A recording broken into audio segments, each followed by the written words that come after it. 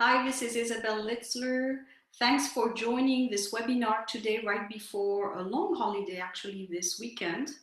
So if you're a job seeker, you're in career transition, you have a project, but you're not quite sure how to handle it, this is the right webinar for you. I want to make this webinar really for everybody with a project.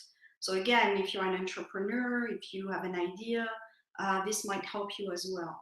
So you will have a Rubik's Cube that you can click on to be able to ask some questions. I will make some times regularly to ask questions. I think it's important, so I will make the time to answer your questions because this webinar is for you and I'm there to help you. So the way I wanted to approach the subject of becoming a project lead, basically your own project manager, is I've divided the presentation into three different areas. The first one is really branding, because I think branding is very important. I also had a lot of requests about finding opportunities in general. I mean, yes, this is a tight market, so finding opportunities out there is going to be important. And finally, I want to make a point on organization and planning, because organization and planning is what will help you with opportunities and branding. So for those of you who don't know me, I'm Isabel Litzler. I do career coaching. So I'm in Geneva. I'm based in Geneva, but I help everybody. So wherever you're based and you have questions for me and you want to get some support in your career, I'm there for you. And I will actually talk a little bit later about what I do. So firstly, I wanted to talk a little bit about the notion of job seeker, because I think this is a generic word that's used, and I don't like it so much. I think it makes people feel a little bit uneasy about their situation, as if they're seeking something. And I think also our culture is not very nice when you're looking for work, because our positioning tends to be based on what we do, where we work. That's usually the first or the second question you get asked. Where do you work? And it's very much linked to the company. So if you don't have a company, it feels like you're uneasy and you don't really know what to say. So I want you to start thinking about that in your mind, of positioning yourself as a service provider. So someone who has something to offer. And even if that's not defined yet, everyone has something to contribute. So I really want you to think about that throughout the presentation and after the presentation.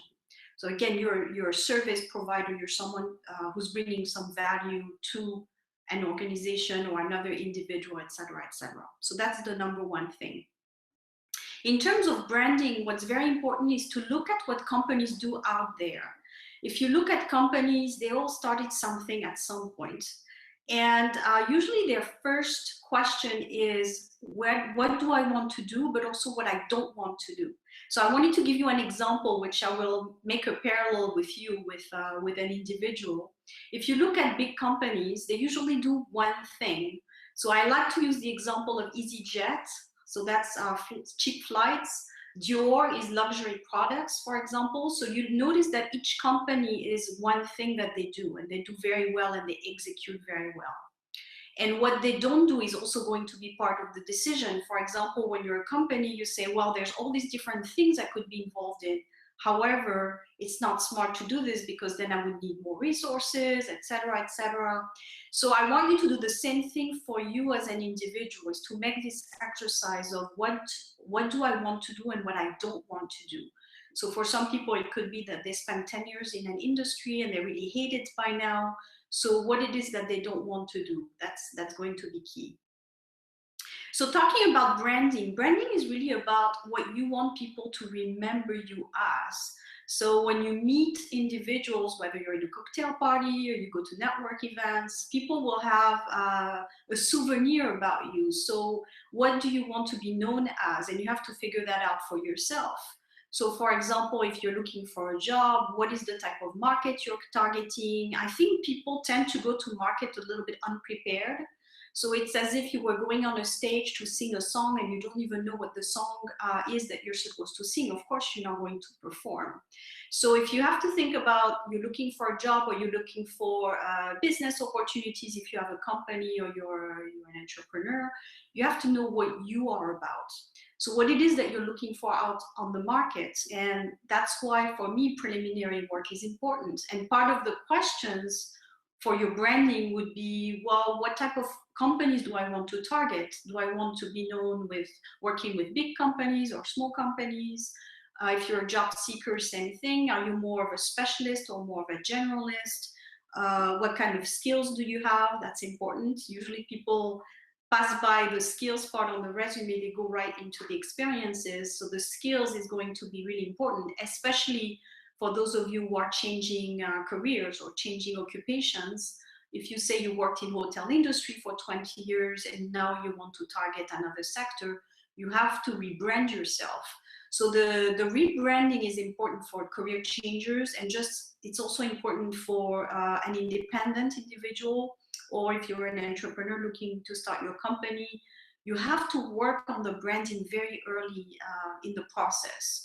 So it includes, you know, the colors you're going to use, the spirit that you want to use. Are you more on the fun spirit? Are you more serious, very technical? So all these different things need to be addressed early on. Another thing is also, what is your best market? I will talk about the market a little bit more for entrepreneurs when I talk about marketing and finding clients. But I think it's going to be hard to attract the right clients if you don't know what the right clients are. Same thing with job seekers. It's going to be hard to find the right company if you don't really know where you stand. So one of the big pitfalls I find with individuals is that they send their resume everywhere, while they think the more the merrier. And that could have been a good strategy a few years back, maybe 10 years ago, when the market was a bit better, you know, 15, 20 years ago even.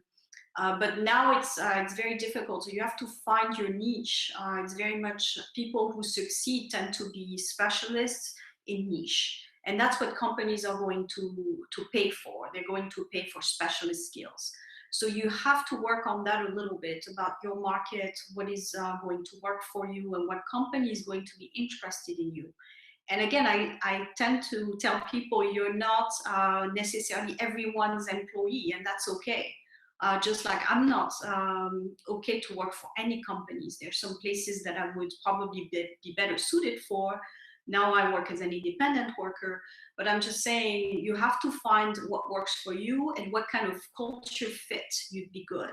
So for example, if you're someone that's more corporate, maybe that's where you would fit. If you're a bit more freestyle, maybe that's not the right place for you, you wouldn't fit in.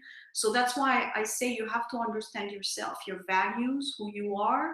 That's what's going to come across also during the interview. So you're not going to be measured just on your knowledge of the company and how good you are technically, but also how well you would fit in the culture.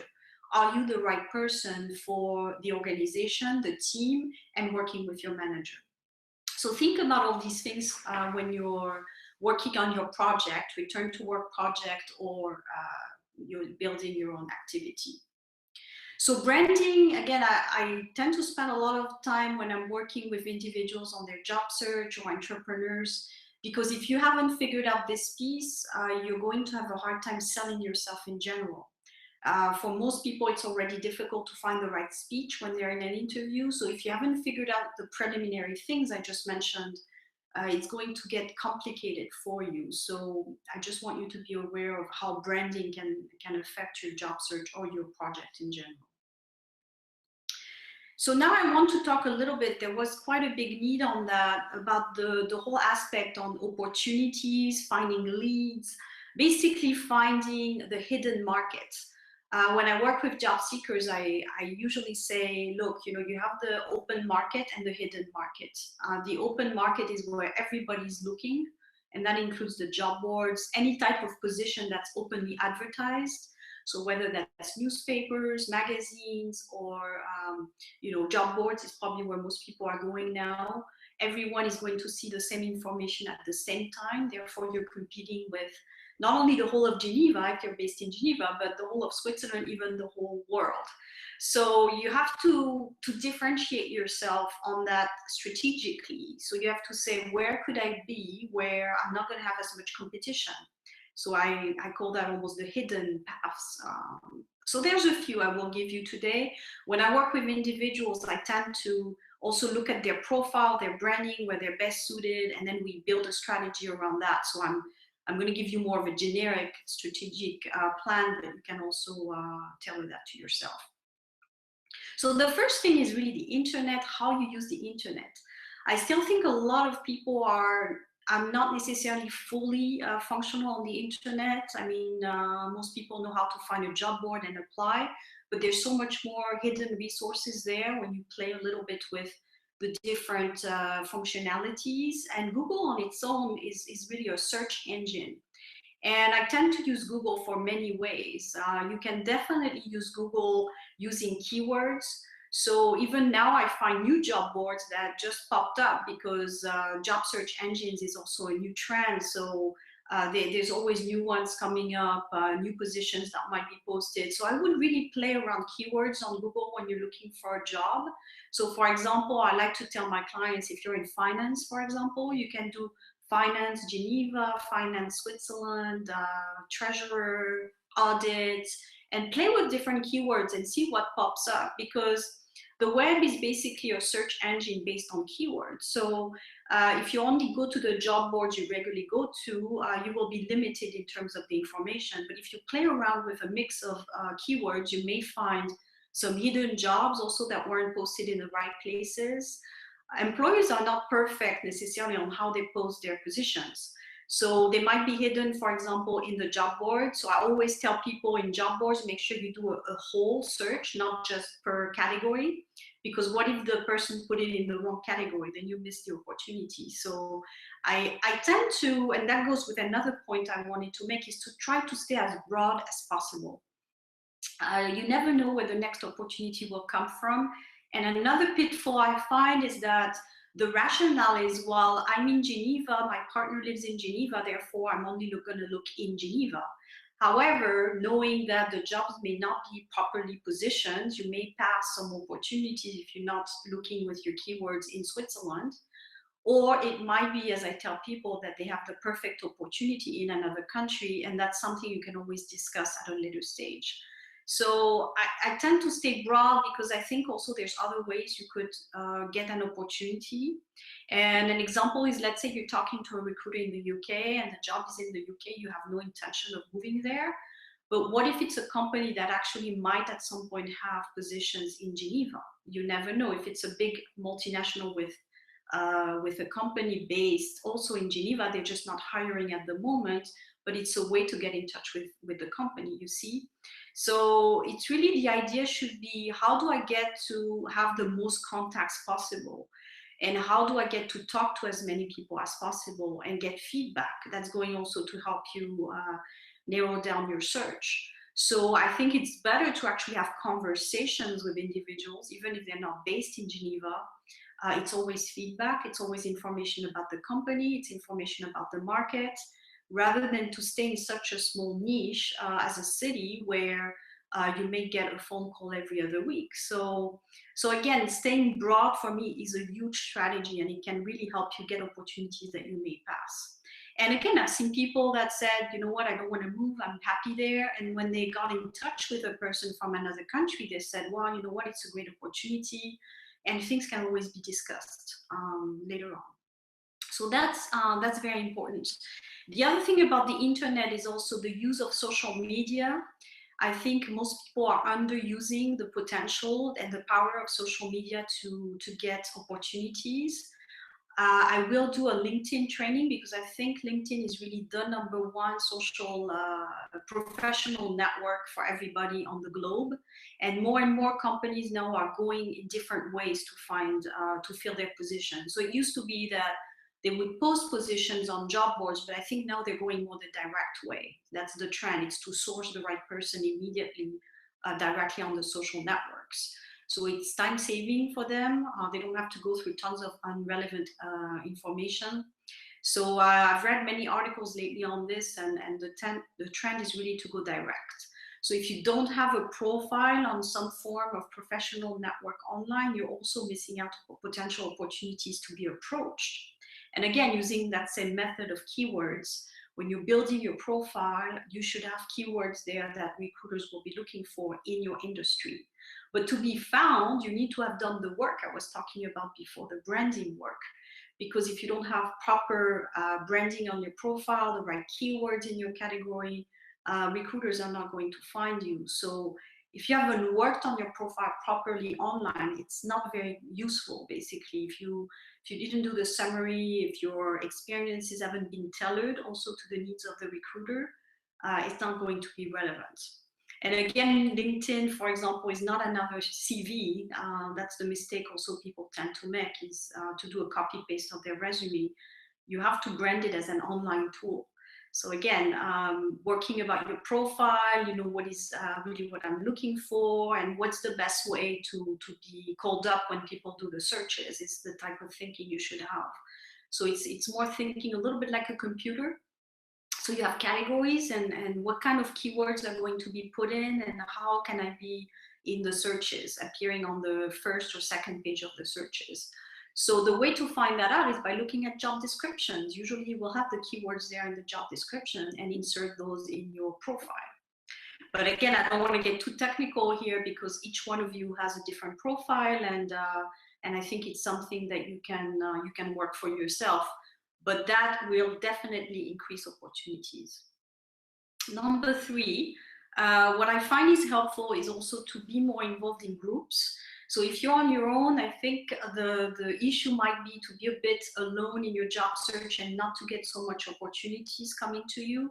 So joining groups, whether it's online or in your outside, going to meetups, for example, exchanging with others, opportunities will come from unexpected meetings. I've said this many times before in other videos and in my blogs. The best opportunities come from the least expected ways. So if you think, okay, I'm in marketing, so I'm only going to marketing events, or I'm in finance, I'm only going to those kinds of events, it's not going to be so helpful. So you have to put yourself in a place where you say, I'm just interested in the topic, and I go there to learn, basically, and to meet new people. And you never know what can happen out of that. So there has to be a point in your project development or your job search where you think about learning and just getting information on what's happening right now in the world where you live. Because I think we tend to be in silos. We're in silos in our private lives, we're in silos in work, we're only in our department and we have no idea what's going on around us. And that, to me, is the killer of opportunities. When I was working in human resources, the best success careers that I've seen were from people that were curious. They were talking to different people in different teams. They were basically learning about different parts of the company. So if you're only staying in your category with the people you know, probably you're not going to get much happening. So you need to expose yourself. And that leads me to my next section, is really to expose yourself. Go to meetings, go to conferences, talk to people. And all that will at some point give you opportunities, because people will talk to you and then they will think about you. But you have to build your network. So by building your network, I've made a whole webinar on this. It's really about caring also about the people that you meet. So when I started building my network, when I built my LinkedIn profile, etc., I wasn't so much thinking about what kind of people can I meet that could give me a job or give me a contract. I was thinking more about who do I click with. So when I go to events, it's usually more about just letting things happen. Who am I naturally inclined to talk to, and I don't really calculate, or I want to talk to this person or that person because they're in a specific position. It's more, when I go to a meeting, who do I like talking to, basically, who's interesting. And then you exchange details, and if nothing happens, nothing happens. Maybe this person stays in touch with you, but the main point is I always build a network for long term. So when you meet people, you want to think about, is this a person I want to keep in my network long term? If you think this person is extremely horrible, even if they're the head of the biggest company, I think it's not going to work. Because you have to have some kind of chemistry, even if it's a professional contact. You have to want to exchange with this person. So I always think about, what people do I care about? Do we have similar values? And then it's usually natural. People contact you, you contact them, and that's when you get the most fruitful collaborations, in my view. If you think about networking as, okay, I'm going to meet this person to get this, it's not going to happen usually. So build a strategic network. And I could spend more time really getting down into how do you go about it, how do you build it. But it comes down to human interaction and just people that are alike, just very simply. So you have to start your groups. If you don't find groups that you're interested in, another way to show and to develop your expertise is to start a group. So I know probably one of the question I could get is, well, I don't really have much to build on my profiles, whether it's on LinkedIn or in my resume. Starting any kind of activity is a good way to actually kind of spearhead a little bit your job search. So let's say you're in a profession and you don't really see much actually happening in Geneva, maybe you just start your own group on LinkedIn or in another platform. But that way people kind of gravitas towards you, and it gives you a little bit of action as well, to exchange, to talk, etc. So think about, maybe you want to start financial accountants in Geneva group. I don't know, something that it has to be something you really enjoy and you enjoy sharing naturally about. So it could even be a hobby that you have. You never know. I had someone who said that she made a great contact when she was skiing for work. So whether it's sports or if you like dance, music, you never know again where you're going to get the next opportunity. So being involved in networking and groups is important. The next thing, I find that people could get much more opportunities but don't really do it, and it could be language related. I think in media you get a lot of news that are a little bit advanced news before jobs are posted, or actually jobs are laid off, people are getting laid off. If you read the economy and press around the economy and politics, you can usually get some insights on things happening. So for example, you can get insights on companies opening doors in Switzerland, companies that are leaving, then you know it's not worth applying there. Or if you see there's massive layoffs somewhere, obviously you don't want to waste time to apply. If you see there's new departments opening up, so a good magazine in Switzerland, it's in French, but it would probably help you also improve your French. It's called PME magazine, so it's for small, medium-sized business. Lots of very precious information. I read it every month. It tells you which companies are active, what's going on, the key. You also have the names of some key people. You have to remember that Switzerland is mostly a small, medium-sized business country. So if you're looking at multinationals, you're going to be very limited offhand, and the best opportunities probably won't come, especially knowing that multinationals tend to hire junior profiles. So if you're in your mid-career, definitely small, medium-sized business has got to be a target for you. So, and usually it's in French, and that's what you would need to know about what's going on. So two things that you can do to learn about those hidden informations is really, the first one is to get more active in groups, to hear, as I was saying to somebody lately, to hear about the corridor noise, who's hiring, who's building, maybe they have a new product or they're doing some things, and also to read a little bit more about what's going on locally. You know, what are some of the projects that the city may have. Maybe you can hear also, I know in the watch sector, there's always new companies popping up, but you would never know this if you just look at job boards, because again, they might just have a small announcement that says, yeah, we're putting money towards this project. So immediately you should start thinking a little bit like an entrepreneur. And that's something I'm working on with everybody, even if they're not building a company per se. But thinking like an entrepreneur means, and maybe that's a way for you to remember and to work on this, it's being an opportunistic person. So you see something and you say, there's got to be some opportunity there. So if you read about entrepreneurs, usually that's how they build their careers. They just see a need and they just find the right solution for that need. So as a job seeker, you could say, I'm going to look what's going on in the market and see how I can basically plug my skills there and find a little opportunity for myself. But you can't do that if you're not looking around you. So looking around you everywhere, look at the press, what are people saying, looking around you even in your city, you know, are there new buildings popping up, new shops opening, etc., etc. So it's really how you can plug yourself somewhere. The other thing you need to do is to start registering on many platforms, because then you get automated emails. So once you start registering online, you would get notifications, for example, about jobs that are posted. I think most of you are doing that, the automated job posting notifications, but it could also be to join or follow groups, because then you get notifications of what's happening. So once you've built your strategy on your search and your branding, you will start getting information in your inbox, and the work will be a bit less difficult. When you start from scratch, it's difficult anyways. If you're someone, for example, who's been recently looking for work and you've never had to do this before in your life, you have to start from scratch. So building your network and building your profile, and it's a huge amount of work, let's face it. But once you do this, things will start coming up. So it's doing again the preliminary work before you can see some improvements in your in some activity in your search. So widening your horizons in every way is something I was saying earlier. So widening geographically, widening the type of people you're meeting, the type of even places that you're visiting.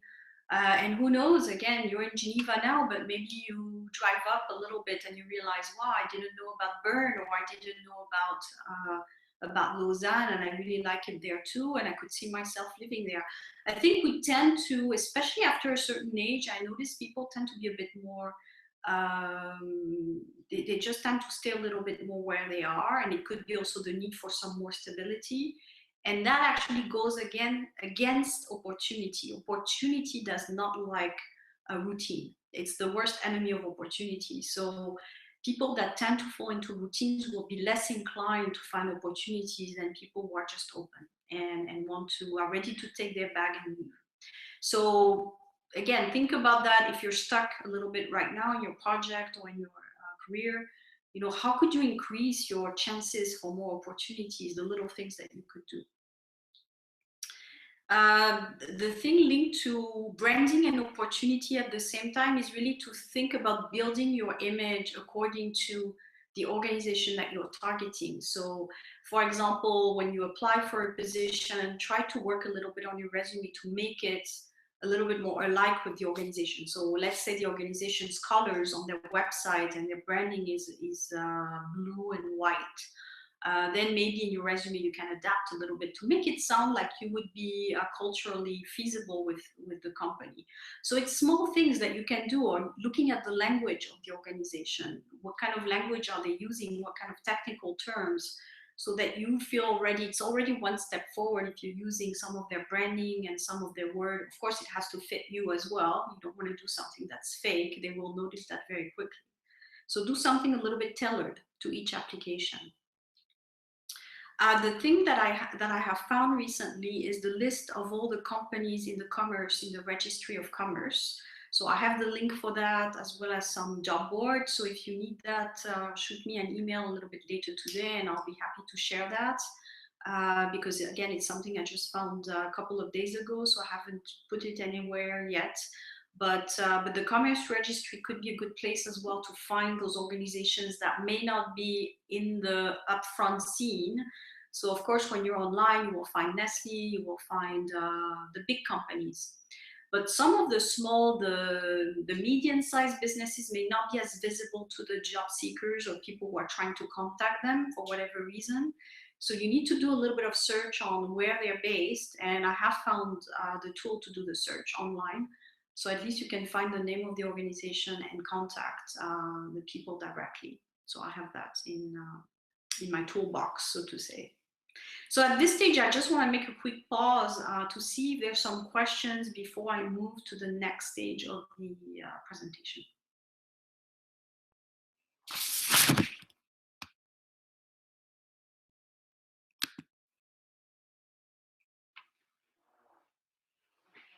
Otherwise,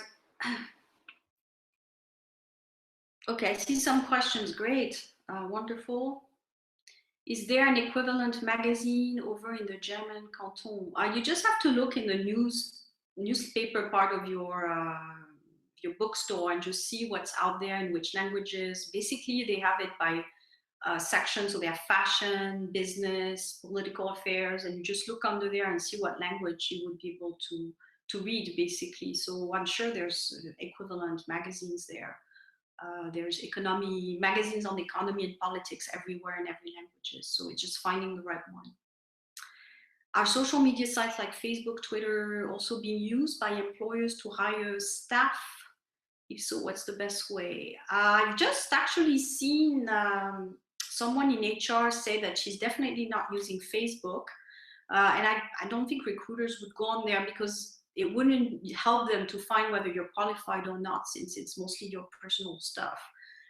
They would use LinkedIn. That's the one that companies are using. It's LinkedIn at the moment. That's the main one, and Xing as well, which is more in the German part. So Xing and LinkedIn in Switzerland are the ones that are used.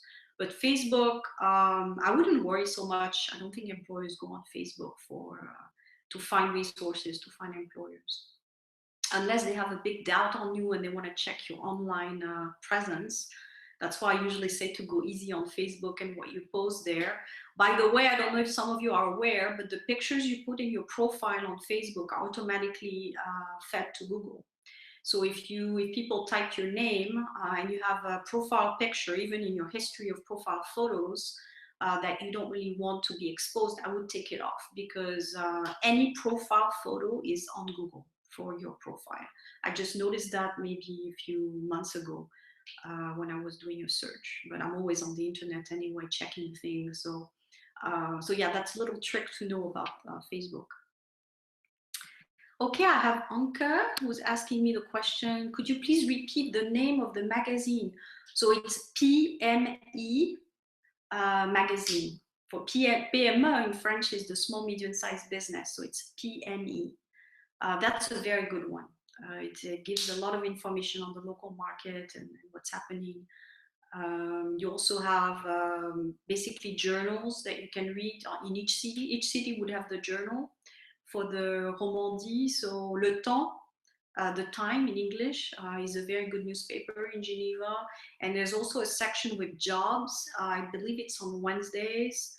But the jobs posted in the newspaper, it's usually certain fields. It's not necessarily that you will find something that suits you, but basically on Wednesdays, I think it is. With each time, each week they have jobs as well posted in the newspapers.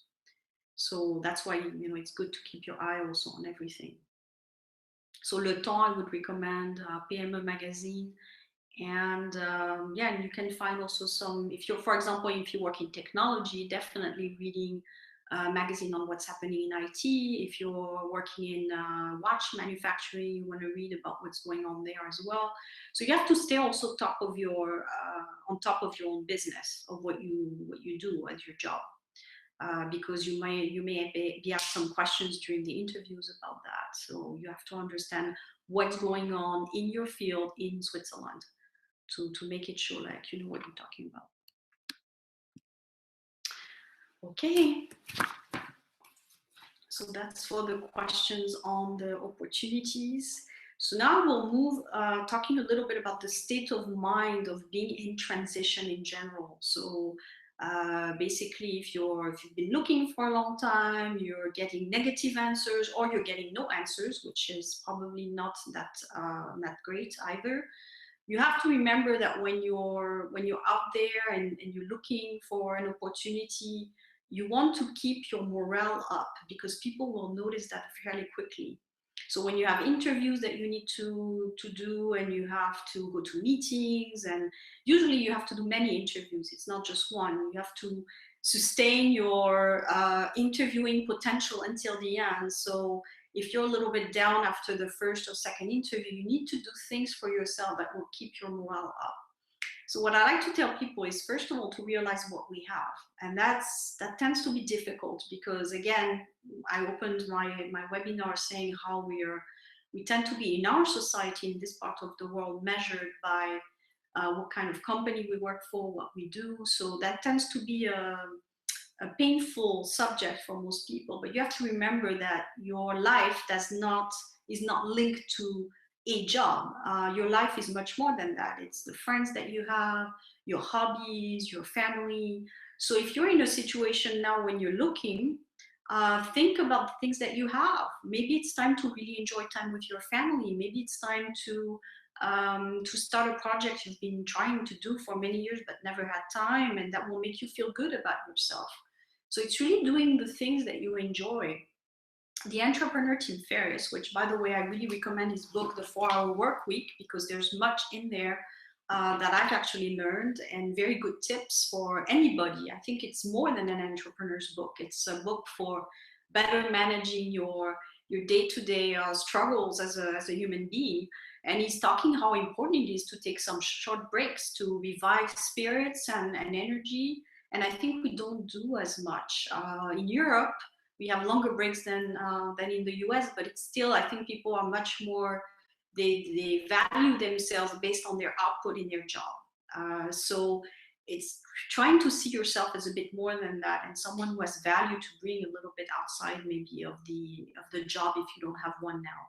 So the morale is going to be important because people will pick that up when you go to an interview. It's how do you feel? You know, are you someone who's very dynamic and excited about the position, or are you someone who's just going through the motions and already feeling that they're going to not get the job or be defeated?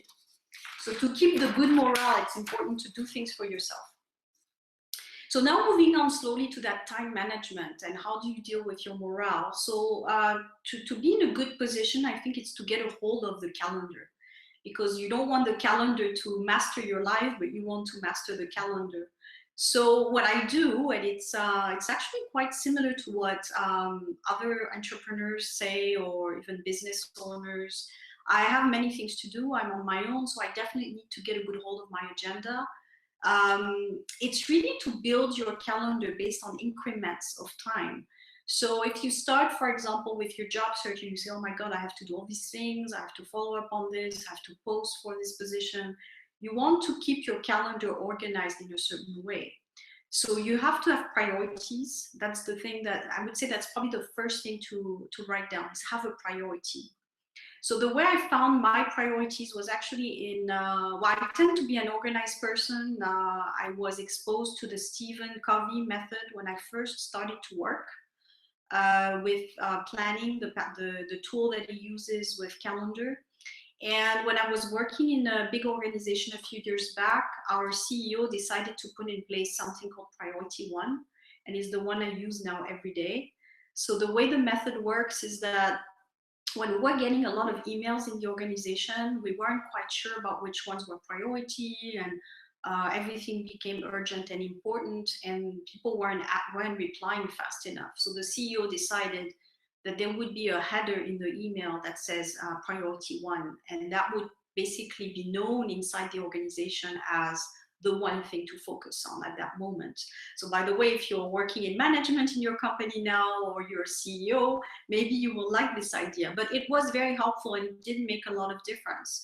So whenever we would see priority one in the header of the email, or the subject of the email, we knew, okay, forget everything else, focus on that. And that became everyone's priority. So it worked very well, a lot of improvement. And I thought, well, I could use that in my private life for managing my own calendar.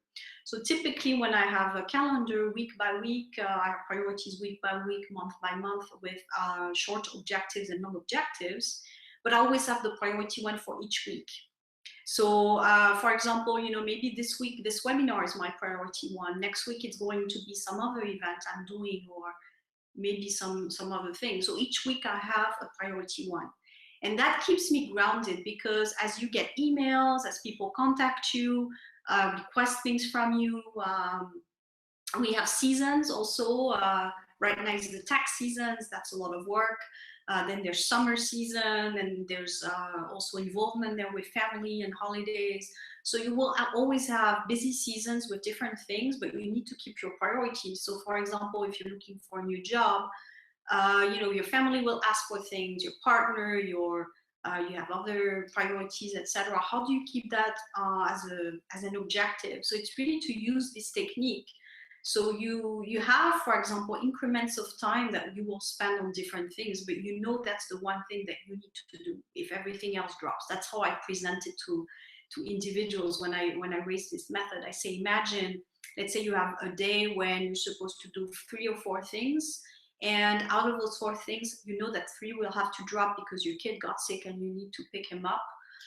but you need to keep that priority one going. I would never let that one drop. So I'm okay to drop the other ones if something urgent pops up unexpected, because you have to keep flexibility in your calendar if things happen.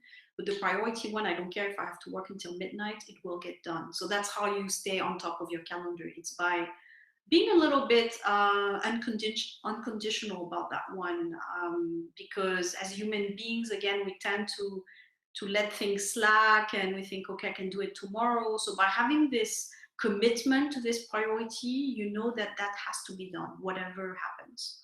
So it gives you your guiding principle on your agenda.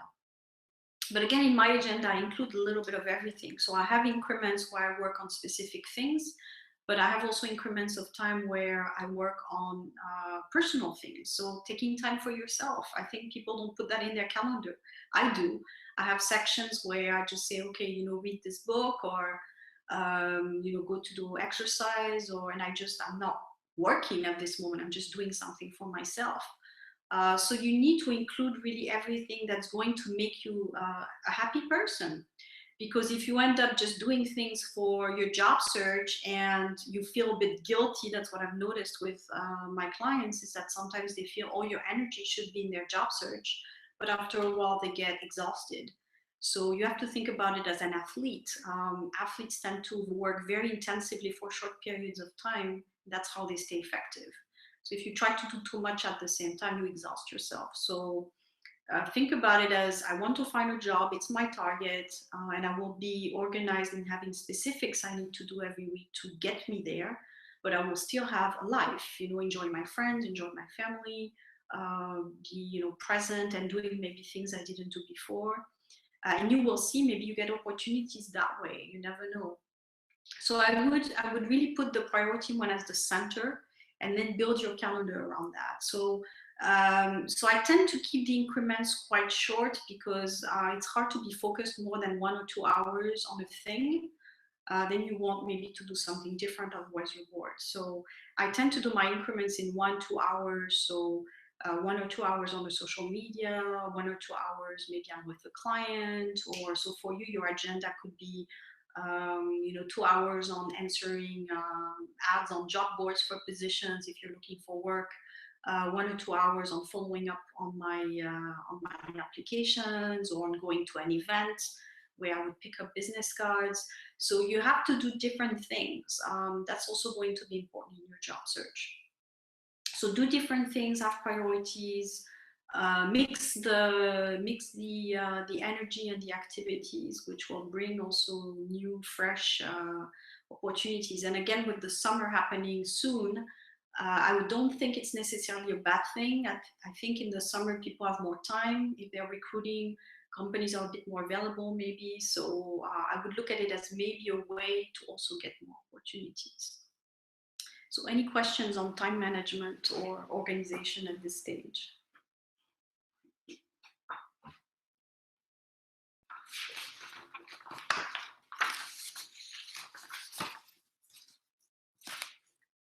Okay, I have a question from Jorga. What time share within 1 week between job search and private life you recommend? I'm sorry that I can't see if you're a lady or a man, because the photo is too small. Because I think women probably think in terms of maybe taking care of baby or children. I think it's important for the balance to do whatever you feel comfortable with. So I would really split it in equal time. If you've been looking for a long time, then maybe you need to put a little bit more intensity on that. And again, it doesn't have to be that 1 week you're 100% on your job search and it's going to be like that forever. There could be, again, this intense but short amounts of time, and then maybe the week after you just say, okay, I'm going on holidays, or just taking care of my children because it's an important time for them. So maybe you can look at it that way, using short but very intense periods when you know also that it's a good time. For example, right now, I would say probably May, June, it's a good time to send the applications to get as much done, because July, there may be less vacant positions posted on the open market.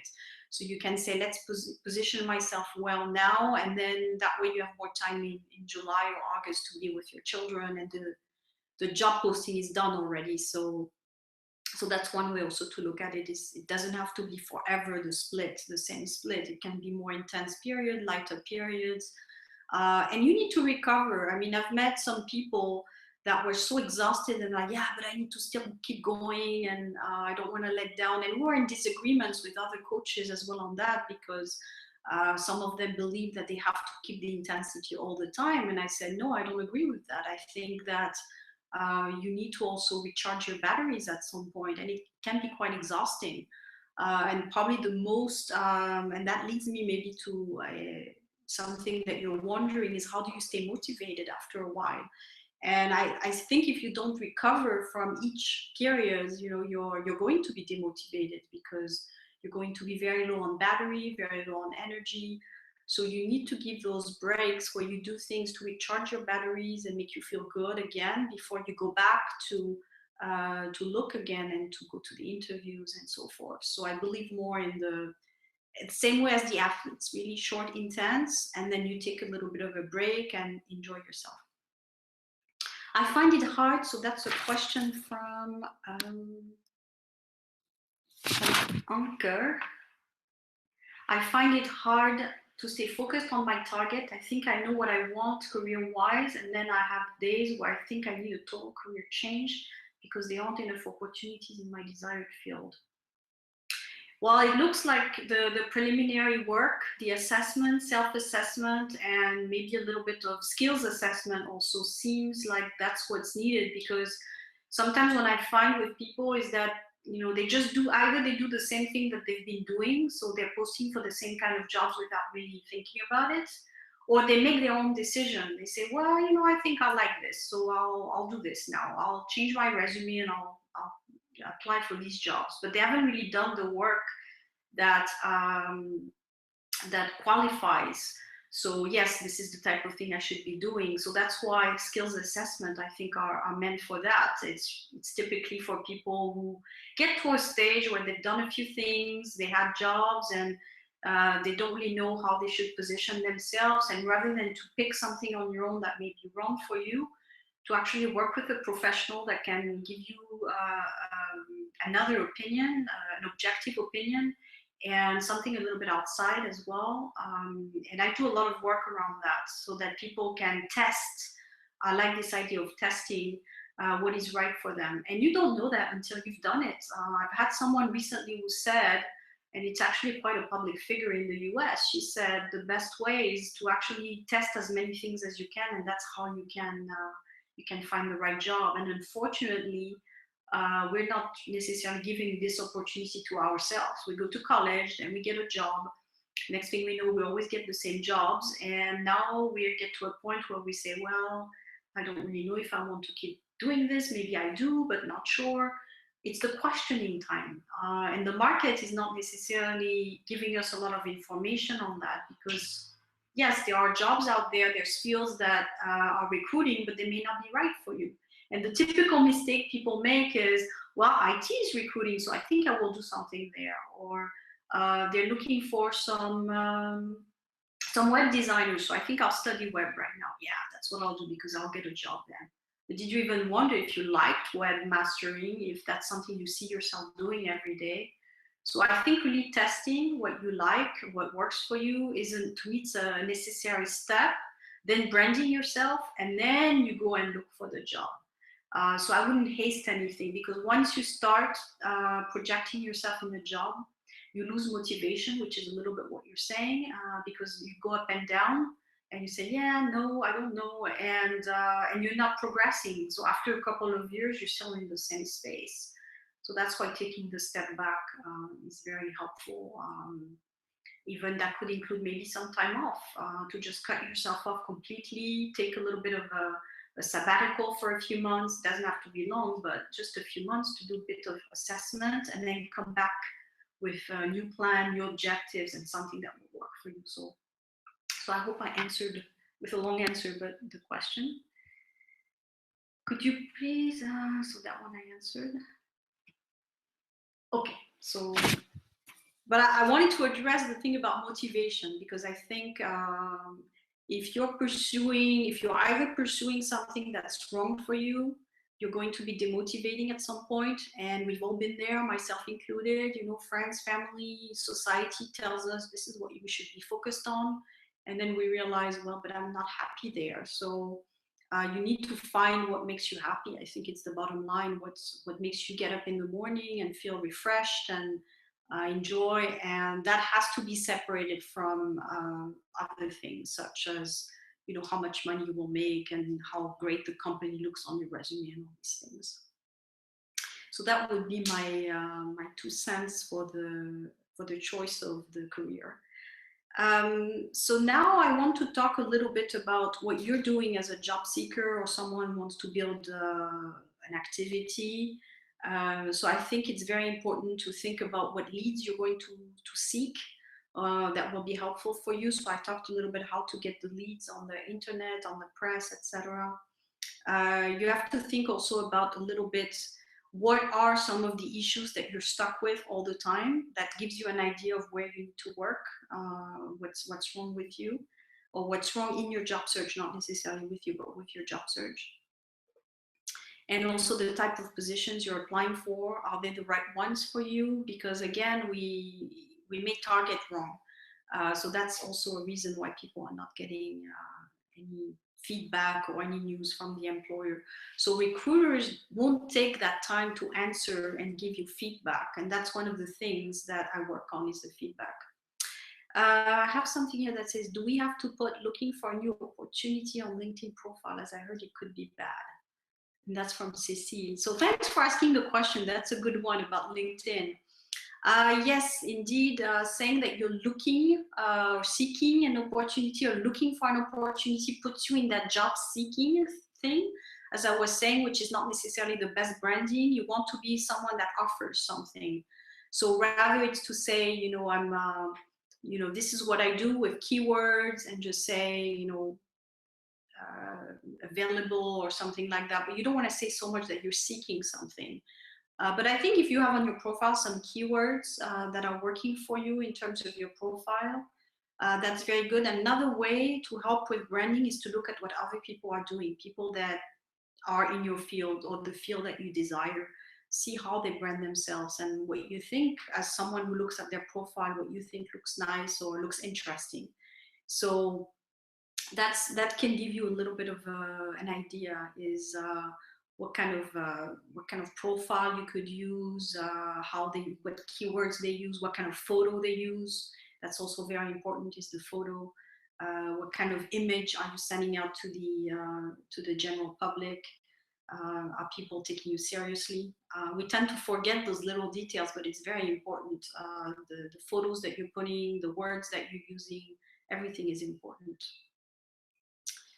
Let's see if I'm not missing anything.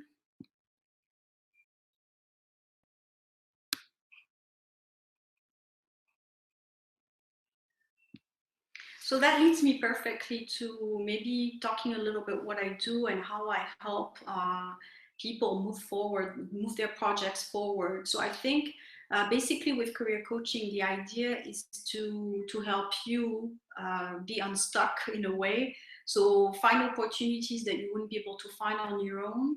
I talked a lot about feedback, because I think this is one of the value of working with someone external, is to get feedback on your profile, honest feedback that you will never hear anywhere else. The skills assessment part is a big value. I've done quite a few skills assessments. You can see the video feedbacks from my clients, because they were also in that position where they say, well, which route do I take? And we're in a society, again, where we're not given the opportunity to change frequently. Otherwise, it's not seen as a positive. So whenever we make a change, it's very important to be sure of that change. So I say, take the time to really assess each possible opportunity and see what you want to do. So the skills assessment, I find in 2016 nowadays is very important to find the right path for yourself. Getting feedback, building the right tools for yourself. We talk about LinkedIn and the profiles. It's not so easy to do it by yourself. Again, sometimes people may give you certain information, but they may not be professionals in recruitment HR field, we'll say. So they want to help, but they don't know. And I can understand if someone asks me how to fix plumbing under my sink, I wouldn't be much help. I would like to help, probably say something, but it's not going to be very good for the person. So we have to be careful also who we ask for certain things, because they may want to help, but your work is serious. It's a big part of your life. It's where you're going to spend most of your weeks. So I think it's something that needs to be taken seriously, and put the right energy to find the right position. So so I would think it's important for people to take the time to assess what they're good at, get the right feedback, and move forward positively on their projects to get the right opportunity, especially in an economy where again, you have to be very active out there. The opportunities might not jump in front of our face. So those are the things that I do. I do some meetups in person as well. I try to bring in external speakers now so that they can also share their expertise. I've worked in HR many years for many companies, so I have my knowledge, but I'm not the guru in everything. So I like to bring in other people that work for companies here in Geneva. I also bring people that are sourcing specialists. So they work, for example, looking for particular profile for their clients. I will have guests in June for that. So meetups, and basically I work individually with people on their particular career and what they could do to improve their potential. So I hope that was helpful. I'm trying to see if there's more questions before I go. I'm not disappearing, so if you want to ask me questions offline, I'll be happy to do that. And I'm happy also to hear about your projects, what it is that you'd like to do in Switzerland. I know the market now. I've met a few people since I've been here, so I can also give you some guidance if you're an entrepreneur of what type of things out there exist, or what you could do and things like that. When we send, I see a question here, when we send spontaneous job application, is it more useful to send it to HR or to the manager? It really depends also on the size of the organization. If it's a very, very small organization, it probably, you just have the executive director or manager. They probably don't even have someone doing recruitment or HR, typically. If it's a big multinational, they would have specialists, HR specialists even. So that's when you would need to find as close as possible. Sometimes it's not easy to target because multinationals will have 5 or 6 talent acquisition specialists, and you don't really know which one will read your application. But smaller organization, definitely probably the manager is the good bet. It's true that the closer you are to the big decision maker within the organization, so the hiring the big manager, the better for yourself. But sometimes, in large organizations, there's different steps, so you need to include HR as well, and yeah, that's the process.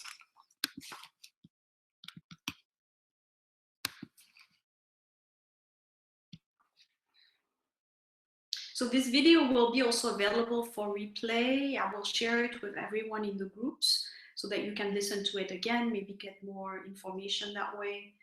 And my next webinar will be happening in June. So yes, I try to make webinars more oriented for job seekers and webinars more for entrepreneurs, so that everyone can get a little bit of information. So I will talk to you soon. And again, if you have a question, feel free to drop me an email in Meetup or on the group itself. I'll be happy to answer. Thanks for joining. Bye.